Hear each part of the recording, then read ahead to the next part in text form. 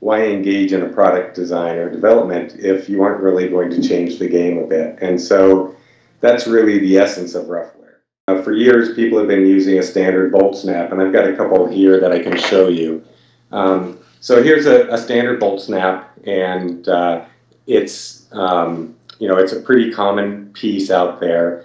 And I think somebody used these in the equine industry, or I'm not sure where they came from, but like any piece of hardware, it was adopted by the pet industry, and it's a pretty standard piece of equipment. It's got the little hook on it, and then you slide the bolt out of the way, and you can snap it on and make that work. The challenge for us is that we were having some problems with the consistency.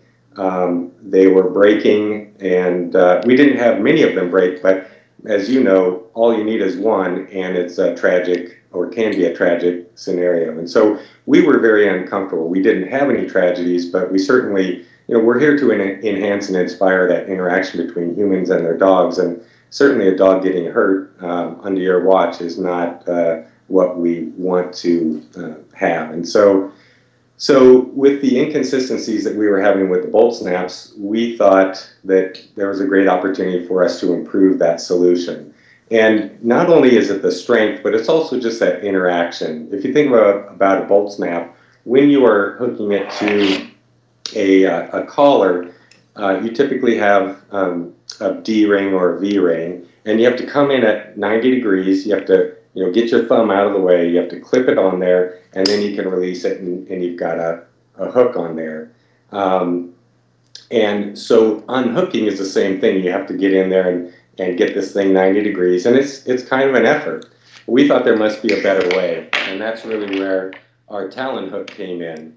And the talon hook is basically a scissor type hook, and if you look at it, it's got two ellipses that interface or interact with one another. They're over concentric. They're over a circle, and so at any one point in time when you clip on, the more you pull on this thing, the more it locks up. It doesn't want to come undone when there's tension on it, and yet it's very easy to disconnect and undo. And I think one of the key things that you saw there is I can come straight in, I can connect to my collar, and I can squeeze and I can release. So I don't have to do any of this twisting and pulling. We do a lot of products for cold weather environments, and so this is very nice and easy to use with gloves on. And it's really about getting in there and clipping on. The other thing that I'll point out is that oftentimes people see this and they think, geez, that's a really big bulky clip. I don't think it's going to work for us because it's way bigger and bulkier than this. The reality is this is about 41 grams and this is 37 grams. So much lighter, much stronger. We were having these snaps break for us at about 60 to 100 pounds. And that's pretty light. When you think about a 60-pound dog, if they're running at 10 miles an hour, that can generate about 600 pounds of force. How much more is it to use a talon hook than the regular snap hook for you? Cost-wise, this is about 60 cents, and this costs us almost $3. Okay. So why is it important for you to do the $3 option? Because it's not about, certainly we want to keep costs in check and we want to provide a good value to our end customer, but 60 cents, the difference of a few dollars is worth a dog's safety, and it's worth our peace of mind, and that's really what we're about. We're about, again, enhancing and inspiring those outdoor activities with humans and their dogs.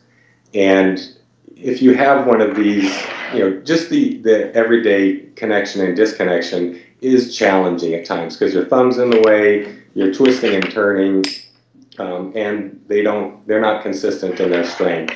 And so just that ease of use, that function, that performance, that's one part of it. But then the peace of mind and the safety aspect, that's another part of it. So does it cost the consumer a lot more if they go with a talon over a leash with a snap hook?